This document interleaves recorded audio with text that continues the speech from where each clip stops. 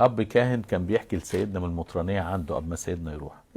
بيقول له كان عندنا واحد شغلانته كان يجي لنا في الكنيسه يشتم الكهنه.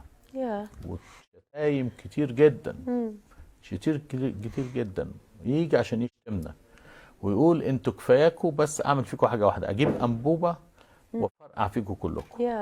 يعني بيقول واحده، بيقول والكهنه ما تردش عليه وتفضل تصلي له، وما تردش عليه وتفضل تصلي له. لحد ما في يوم راح لكاهن من الكهنه دول وقال له يا ابونا يوم السبت تجيب لي تناول، ويوم الاثنين تيجي تكفني. فبيقول ايه ده؟ بيقول له يا ابونا، بيقول انا شفته جاي قلت هيشتمني او في حاجه. قال له عايزك تناولني يوم السبت ويوم الاثنين تجيب لي كفن.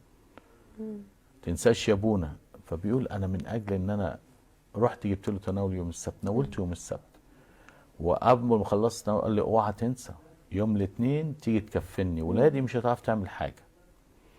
بيقول انا قلت الراجل حاجه حصلت في مخه ولا حاجه، ازاي ده راجل شرير عمل كل الحاجات دي ويعرف ميعاد موته. ولاقي الاثنين الصبح ابنه بيتصل بيا بيقول لي بابا راح السما. بيقول خدت الكفن وصلينا عليه في الكنيسه، ودماغي عماله تلف. احد الكهنه شافني كده متلخبط، فبيقول له في ايه يا ابونا؟ قال له الراجل ده طول حياته عمال يشتم فينا ويشتم ويعمل، ازاي يعرف ميعاد موته؟ ازاي الراجل ده؟ قال له الراجل ده جالي من شهر واعترف بكل حاجه وقال لي يا ابونا انا شتمتكم كتير وتعبتكم كتير واتكلمت على الكنيسه وعلى الكهنه، عايزكم تسامحوني. بيقول له ساعه كامله يعترف، وكل ما اقول له ما تقولش تفاصيل يقول له لازم اعترف بكل حاجه. فبيقول شوفوا الانسان يتوب حتى اخر وقت في حياته ربنا يعمل معاه ايه. بيتكلم سيدنا الناس في وعظه من الوعظات بيقول له لما تصرخ لربنا ربنا عارف احتياجات الناس. بيقول وانا في الدير في الثمانينات كان بيجي لي حد في بيت الخلوه ليه اسم كده غريب شويه، مش اسم مسيحي، والاثنين اسمهم زي بعض. وكانوا بيجوا لي الاثنين الشخصين دول بيجوا لي، فانا عارف اسمهم الاولاني بس. وفي يوم من الايام جالي جواب، واحد منهم بعت لي جواب بيقول له يا سيدنا انا عندي ظروف ماليه صعبه جدا. فخدت مبلغ ولقيت واحد من بيت الخلوه قال له تعرف فلان؟ قال له اه. قال له ممكن توصل له الجواب ده؟ قال له اه. بيقول خد الجواب ووصله لفلان ده، وببص لقيت فلان ده التاني اللي انا ما كنتش قصده بيبعت له جواب بيقول له يا ابونا انت ازاي عرفت ان انا انا ما كانش عندي اي فلوس، ما كانش ولا مليم في البيت عندي. بيقول شوف انا باعت للشخص ده ما كانش كاتب اسم الوالده ايه، فانا باعت له، طلع ان الجواب راح للراجل التاني عشان الراجل التاني هو ده كان حقيقي اللي محتاج. فبيقول لما بتصرخ لربنا ربنا بيبعت لك منين ما تعرفش، هتلاقي حد خبط على الباب وبعت لك. ابونا الكراس افامينا بيقول ايه، مسك عمل القربان 5 سنين. بيقول عندهم واحد من اخوه الاحباء في الدير بيبقى بيعملوا تبرعات للدير، بيجيب لهم الدقيق عشان يعملوا القربان بتاع بيت لحم. بيقول جاب لنا طن، ولما بيشتري دي بيجيب احسن حاجه. بيقول فتحنا اول شوال وعملنا 8 كيلو بس. بس الدقيق كان صعب جدا، كان فيه عرق يعني تيجي تقطعي. بيقول جامد جدا. بيقول احنا ايدينا ورمت عشان نعمل حمل وتعبوا جدا. فخلص الحمل بالليل وقداس الصبح حضر مع ابونا بطرس لما كان في الدير، قال له يا ابونا حصل كذا كذا كذا. قال له انا هذكرها على المذبح وشكلها من الشيطان. حرب الشيطان. بيقول ابونا ذكرها وصلى لنا القداس، ورحت بالليل عشان اعمل الحمل بتاع تاني يوم. الدقيق من نفس الشوال اتغير اكنه ملبن. بيقول بقى فيري ايزي. بيقول نفس الشوال احنا خدنا الشوال كبير، خدنا 8 كيلو ولسه الشوال مفتوح. بيقول كومبليتلي اتغير. والطن ده كان من احسن الدقيق اللي استعملناه في الوقت ده. بيقول جه خادم معاه ليه قريبه مدرس ماشي، وقع على سن الرصيف، حصل له شرخ او كسر في الجمجمه وحالته خطيره جدا. والدكتور يعني بيقول كده يعني جهزوا نفسكم انه هينتقل للسما. فجه للخادم اللي هو كان متابع مع الانبا بطرس كله، قال له نعمل الرشيطه بتاعت الانبا بطرس صيام 3 ايام والاكفيه. فبيقول حتى قال له قول لي امتى وانا اصوم معاك، وصاموا كده. بيقول تمر الايام وتذكر نياحه الانبا بطرس، واحنا بنذكره في الاجتماع بتاعنا. فلقيته بيقول لي عايز اقول حاجه 10 دقايق. قال له قول. حكى ان ربنا اتمجد مع الراجل اللي الدكتور حتى قال ده لو عاش هيطلع معوق طول حياته. ان الراجل بعد الصيام ال3 ايام وبعد قرايه الاجبيه ان الراجل ده حسنت حالته وبقى كويس جدا وخرج من المستشفى وبقى سليم 100%. قصه تانية، في موظفه كانت سكرتاريه في احدى الكنائس، وتقدم لها حد وسالت ابونا قال لها الراجل ده كويس، فلبست الدبله، لكن مامتها ما كانتش موافقه. ما كانش مستواهم الاجتماعي حاجه، تاني حاجه كان كذب عليها، قال لها شغلانه وطلعت شغلانه ثانيه. مامتها اشتكت للخادم، قالت له الحق هعمل ايه بنتي هتضيع. قال لها ما فيش غير ان انا ناخدها وتقعد مع الانبا بطرس. بيقول سافرنا دير مرمينا وقعد مع الانبا بطرس، صلى لها واداها زيت مرمينا وصلى لها وقال لنا روح خدوا بركه البابا كرولوس مرمينا. كان عاده اي حد يجي قبل ما يجي يقول له روح خد بركه مرمينا والبابا كرولوس وبعد كده، وقبل ما ترجع تسافر خد بركه مرمينا. بيقول قعدت معاه وكده، وتوقعت بعد ما اقنعها تشيل الدبله وما شالتهاش. بيقول طول الطريق رحنا اسكندريه، ومن اسكندريه على مصر حوالي 3 ساعات وهي ساكنه ما بتتكلمش. بيقول حاجه جوايا قالت لي طب ما نروح نشوفه في مكان عمله. بتقول راحت شافته في مكان عمله، كنا واقفين الناحيه الثانيه، لابس بالطو الصوف في عز الصيف. كان عنده مرض جلدي ما كانش قال لهم. تاني حاجه كان قال لهم انا شغال في كافتيريا كبيره، طلع هعمل شاورما. فلما عرفت انه كذب عليها شالت الدبله، وصلوات سيدنا نفعت معاه. واحد من اولاد سيدنا في امريكا قعد 14 سنه ما نزلش، كل ما ينزل سيدنا يقول له لا خليك. فقبل ما سيدنا يتنيح قال له لا انزل. نزل قبل نياحه سيدنا ب4 ايام. وبعد كده كانوا قاعدين مع سيدنا وقعدوا قعده طويله، فالراجل بيقول لسيدنا احنا تعبناك. يقول لزوجته يلا عشان ما تعبش سيدنا، يقول لها قال له سيبها تشبع من ابوها، اقعدوا حبه تاني. ودي كانت اخر مره يقعدوا معاه، وكانت 4 ساعات قعدوا معاه. واحده بتقول انا والدي كان تعبان جدا، عجله انسداد كامل في الامعاء. عملوا له 4 عمليات وعمليتين فشلوا. قعد في المستشفى حوالي 40 يوم 46 يوم في المستشفى. وحالته خطيره جدا، وابتدى ينزف من امعائه. تقول سيدنا جه صلى لهم وصلى بصراخ وبدموع.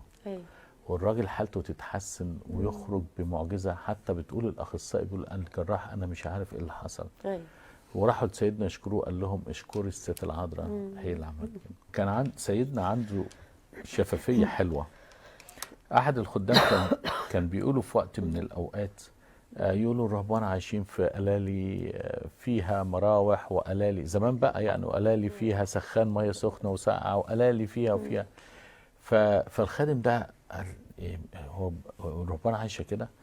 فبيقول سيدنا ما كانش يفتح، هو كان ساعتها راهب بيقول لك كنت انا في بيت الخلوه وجاي نازل مصر، فبسلم على سيدنا وبيديني حاجات ابعتها لمصر وكده.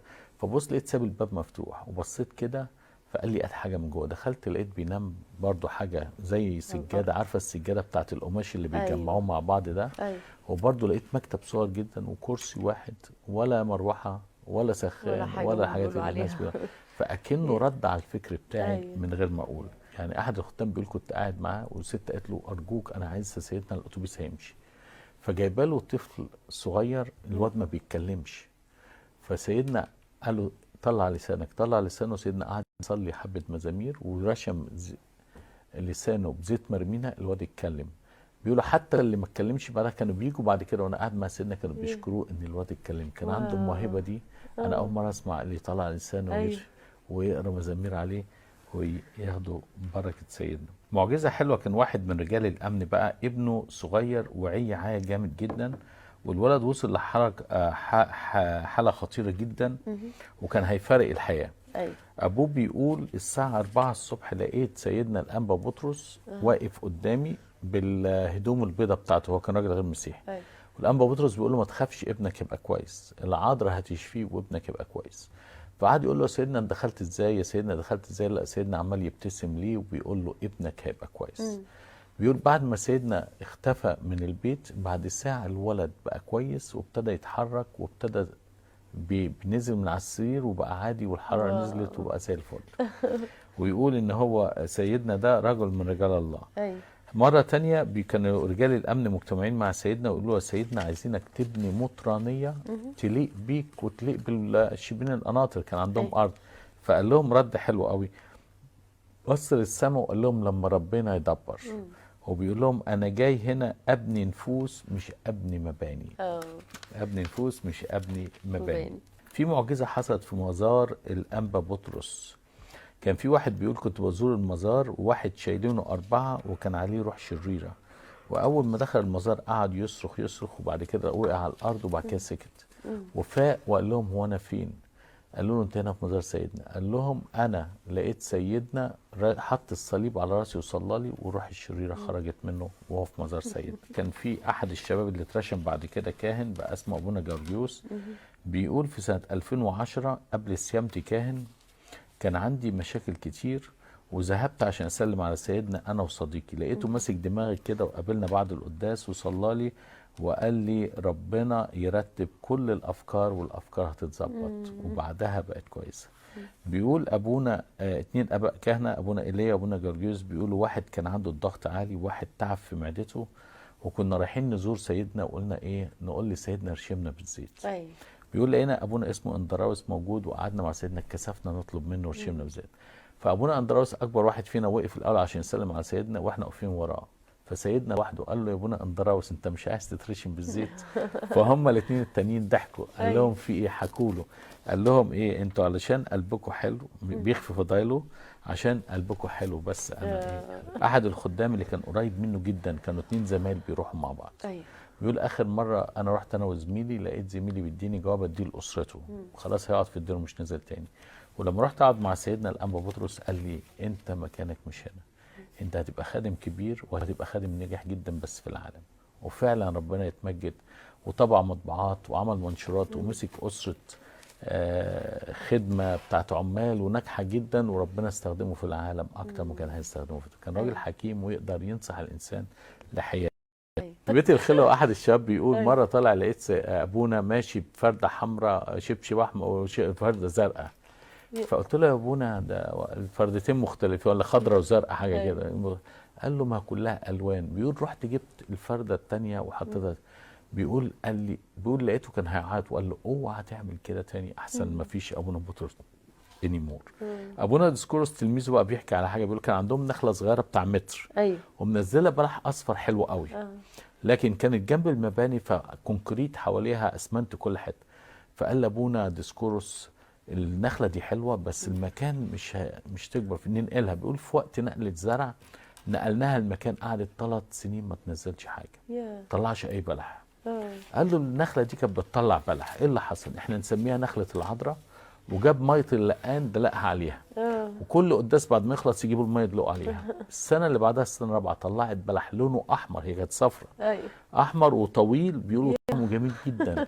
وكان سيدنا كل ما يزور الدير بعد الرشام ياخد منه شويه بلح للاباء، والنخله موجوده لحد دلوقتي مسمينها نخله العذراء. بيقول كان عنده في الكنيسه بنت في الأورشيه بنت عنيده جدا، وامها واهلها كانت عنيده مع امها. لها بقول قعدت معاها كتير برضو ما فيش كل ما اروح كنيستهم اقعد معاها، وكانت ماشيه في طريق انحدار الى اقصى درجه وشر الى اقصى درجه لحقها.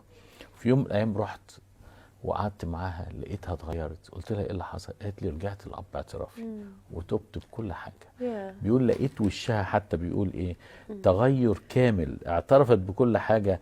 يا بنتي قال لها كده وشك نور. وشك نور. بيقول رحت واحده بنت عندها 9 سنين تنيحت يوم العيد ورحت اعزيهم. كانت بيقول ايه رحت اعزيها لقيت الام والاسره والجيران. بيقولوا البنت اللي عندها 9 سنين دي احنا كنا بنتعلم منها. بتقول لما كانت بتقف تصلي للجيران حتى الغير مسيحيين، كانت تقف تصلي للبطرك وتصلي للاسقف وتصلي للكهنه وتصلي للخدام وتصلي لكل الناس. بيقولوا كنا بنقف كده نتعلم منها وانتقلت. بيقولوا تعبت كده سند دماغها على الحيطه يوم العيد انتقلت. الواحد كان بيجي لي وعنده 3 بنات وفيهم بنت صغيره اموره قوي كل وشها براءه وعفه وطهاره. وتمر السنين ولقيت واحده جايه معاها واحد بس عمال بقول هي دي ولا لا، وشها اتغير خالص شكلها اتغير خالص. ولما قعدت معاها عرفت بعدها عن ربنا هو اللي غير وشها كله. بيقول كل ما تقربوا لربنا وشكوا بينور ونور ربنا